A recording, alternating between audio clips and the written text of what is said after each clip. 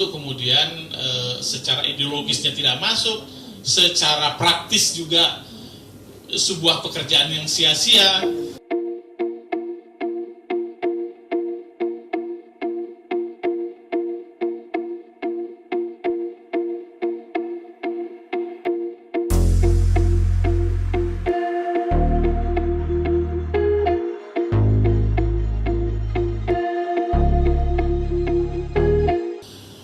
Pertama, ketika Sekjen PKB itu bersama dengan Sekjen dua partai yang lain menyatakan mendorong untuk angket, saya kira ini suara mewakili partai, ya.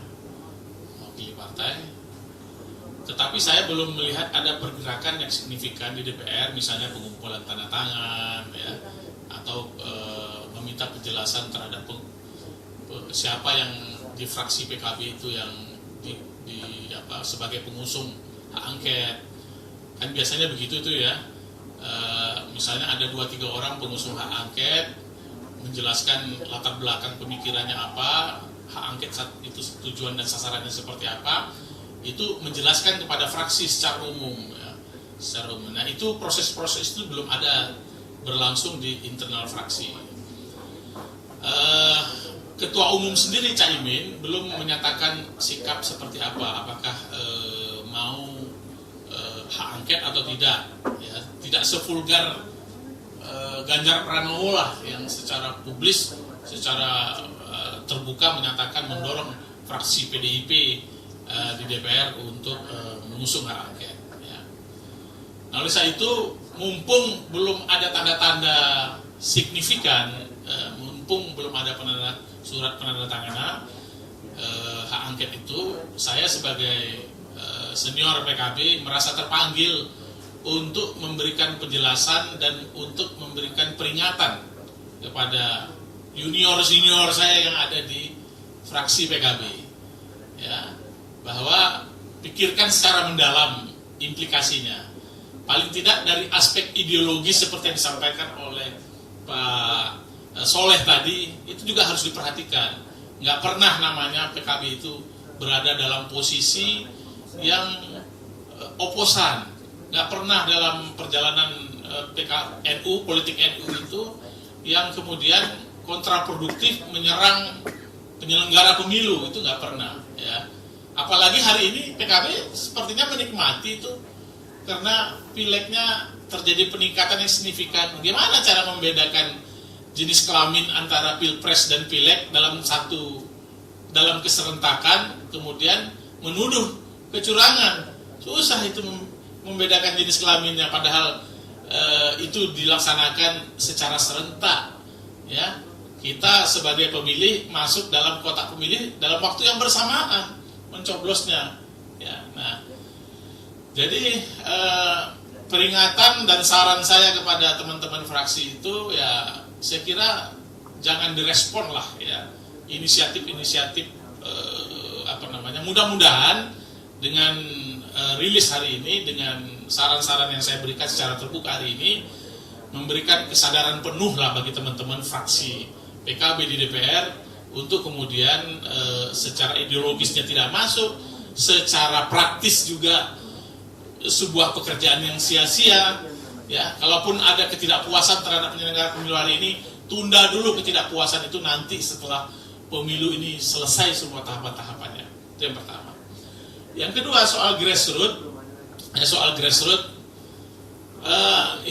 pada akhirnya kan kalau PKB mau mengambil manfaat penuh dari peristiwa politik sekarang ini untuk masa depan PKB, tentunya harus melihat ini suara konstituen itu seperti apa sih, gitu, ya.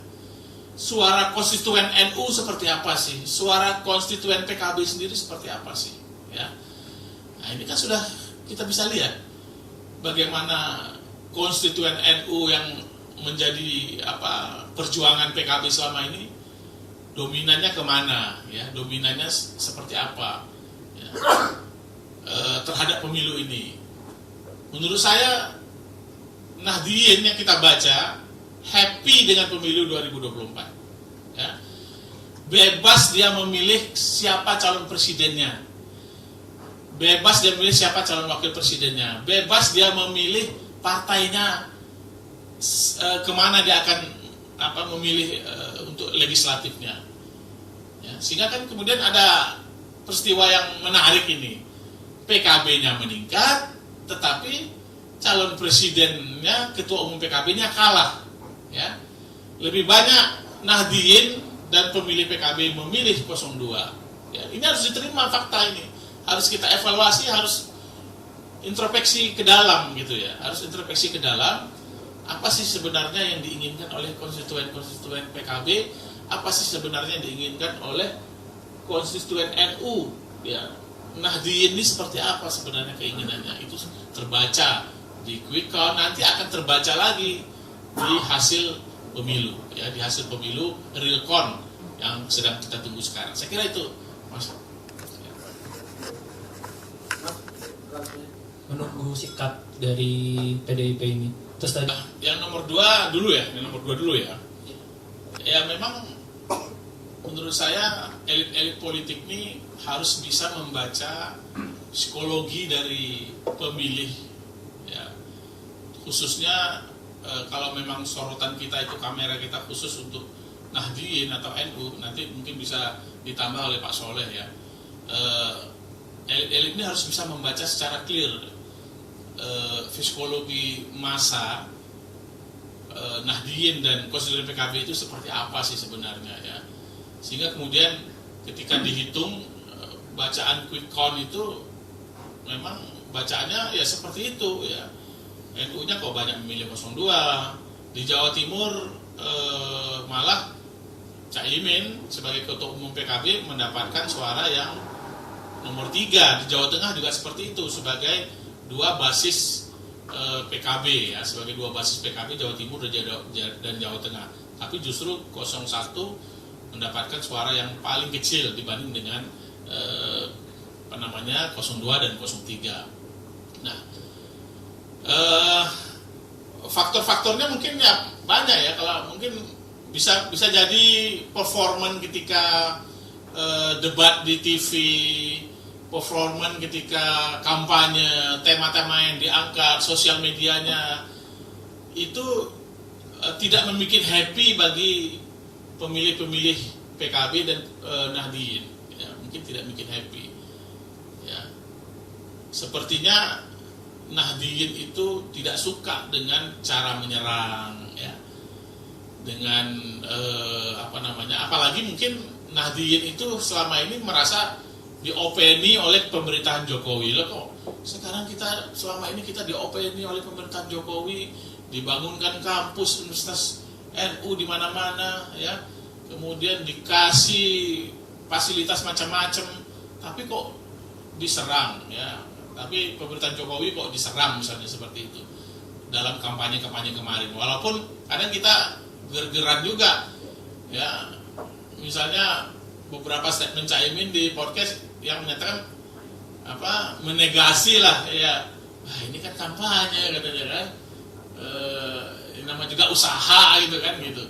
Jadi tapi itu dibaca pemilih NU, pemilih PKB, Nahdien itu adalah masyarakat yang cerdas, yang membaca berita, yang care terhadap sosial media, sehingga kemudian punya kesadaran kolektif dan punya kesadaran sendiri yang berkenan dengan pemilihnya. Walaupun misalnya Caimin itu adalah NU, tapi kalau kemudian dianggap tidak pas untuk hari ini diwakilkan suaranya kepada calon presiden 01, ya akhirnya memilih 02. Saya kira itu ya, di samping ya mungkin ada hubungan yang tidak, saya kira hubungan yang tidak baik dengan PBNU, tengkar sama PBNU, menurut saya itu punya implikasi negatif juga terhadap suara yang diperoleh oleh 01.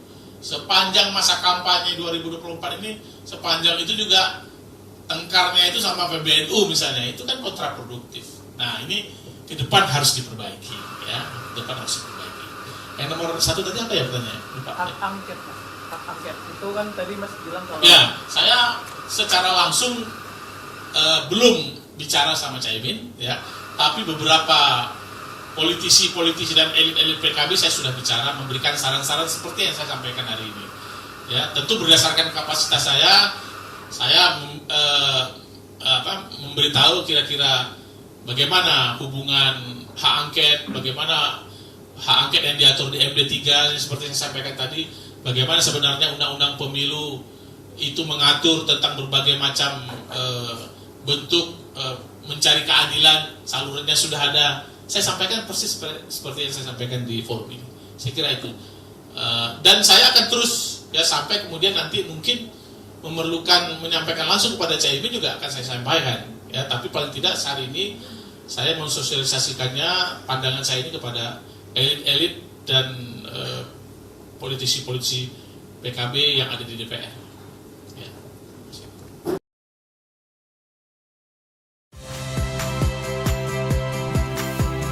Saya Iriana Mardanus. Saksikan program-program Kompas TV melalui siaran digital, pay TV, atau media streaming lainnya. Kompas TV, independen, terpercaya.